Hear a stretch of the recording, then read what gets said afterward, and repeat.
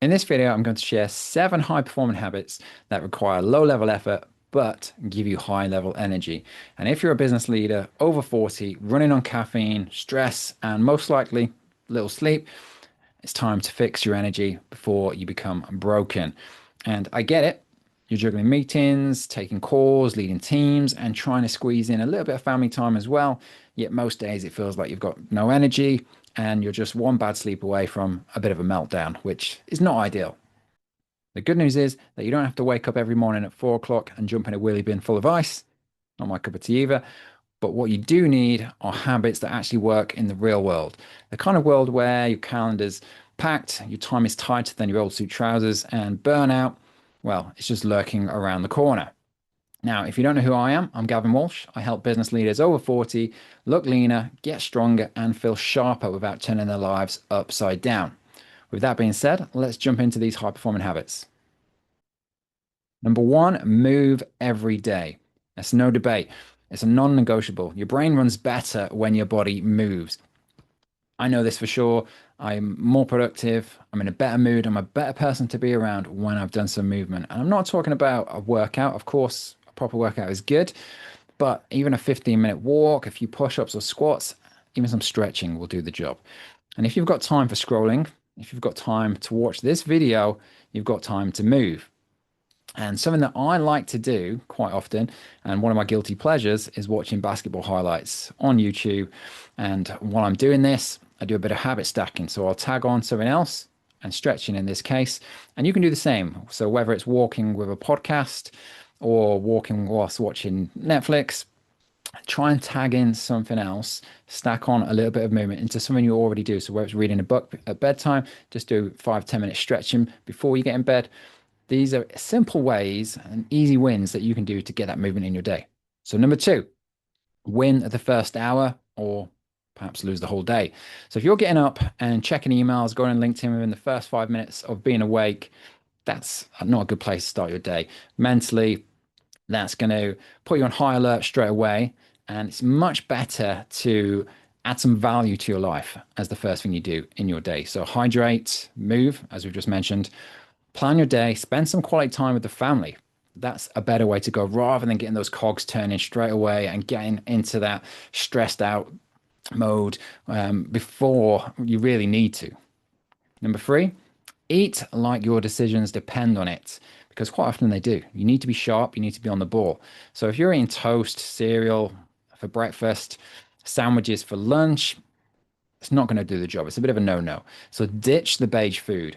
Build meals that keep you sharp rather than sluggish. So I'm talking protein, fiber, some color. That wouldn't hurt. Job done. Keep it simple. And a great way to keep it simple is just eating the same meals. So same breakfast, same lunch. Takes out some of the decisions. I know you've got a million decisions going on every day, and this can just make the life a little bit easier. And obviously trying to make sure you're getting good sources of food on the plate for breakfast and lunch so that you can be sharper, can be on the ball, and be more productive throughout your day. Number four, focus like it's money on the line. I'm talking about deep work here. One 60 to 90 minute block of deep work can really make a difference in your day. No Slack, no Teams, no notifications. Keep the distractions out of there. Block this time into your calendar, stick it on repeat. You know when your golden time is, when you can get the most work done. But one of the key benefits is so that you can then spend time on other things like your health or with your family.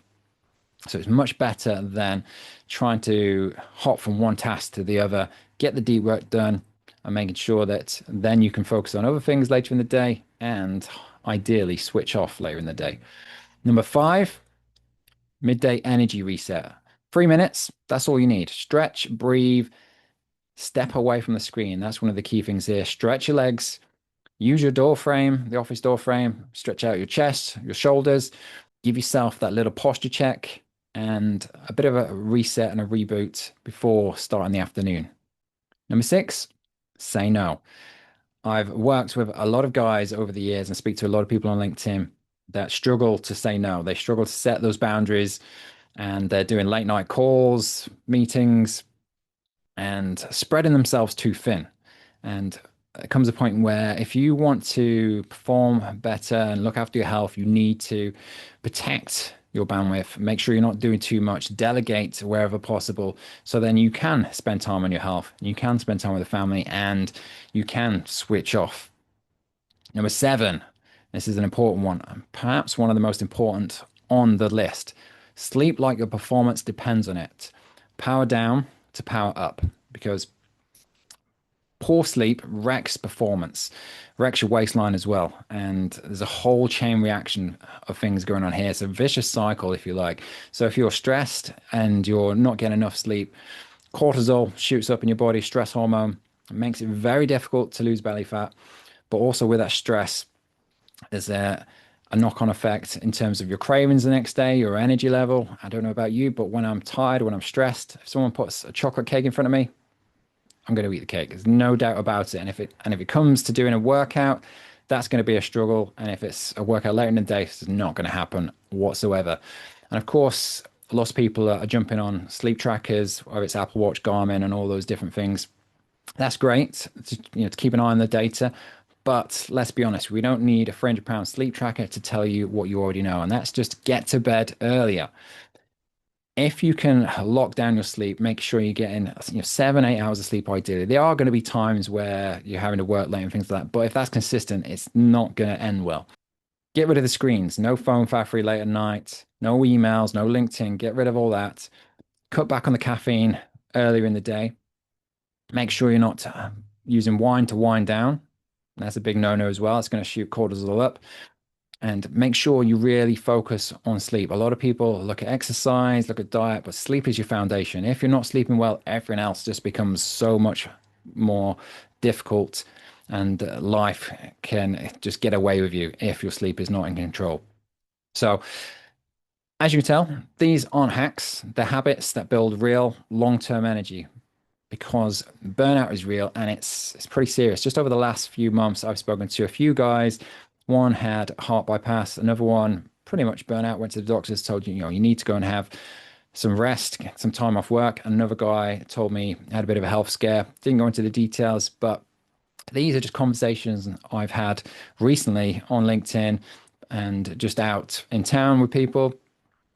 So if you're not careful, you can go down the wrong path and really struggle. So I tell you this because you're not invincible. Nobody is. We can try and stack the odds in our favor, but if you're not looking at your health, you're not focusing on it, not paying it the attention it deserves, your energy, your performance, and your body will fall apart. So bear that in mind. Okay, so that's it for me for this one. Hope you enjoyed the video. Let me know which habit you feel you need to focus on. And if you have enjoyed this video, make sure you like, subscribe, follow. And if you need some help putting all of this together with structure, accountability, and even if you just have any questions, I'm always happy to help. So pop any questions you have down below. More than happy to have a chat with you. And as I say, if you need some extra help, go and check out the Elevate Coaching Program. I'll pop the link down below for you to go and check that out. We have a video with a bit of a deep dive, some case studies, some testimonials in there. And there's also a free guide in there that you can download called the Executive Advantage, with plenty of ideas that you can implement and run with. That should help you out as well. But that's it for me for this one. Hope you've enjoyed the video and enjoy the rest of your day. Bye for now.